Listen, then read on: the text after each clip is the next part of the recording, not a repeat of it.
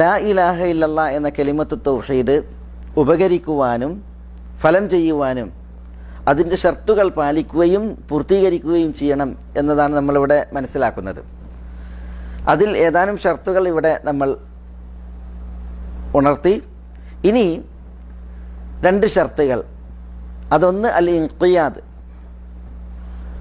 ലാ ഇലാഹ ഇല്ലല്ലാഹ് ഒരു വ്യക്തി സർവാത്മന സമ്പൂർണമായി കീഴ്പ്പെടണം. അതാണ് അൽ ഇൻഖിയാദ് എന്നുള്ളത് അർത്ഥമാക്കുന്നത്. അഹമഹ മികയ ലാ ഇലാഹ ഇല്ലല്ലാഹ് ഒരു വ്യക്തി സമ്പൂർണമായി കീഴ്പ്പെടണം. അതാണ് അൽ ഇൻഖിയാദ്. ഒരിക്കലും ലാ ഇലാഹ ഇല്ലല്ലാഹയെ വിഗണിക്കുവാനോ വിട്ടേക്കുവാനോ പാടില്ല. ലാ ഇലാഹ ഇല്ലല്ലാഹ് ഒരു വ്യക്തി കീഴ്പ്പെടണം. ലാ ഇലാഹ ഇല്ലല്ലാഹ് എന്തൊന്ന് താല്പര്യപ്പെടുന്നു അതിനും കീഴ്പ്പെടണം.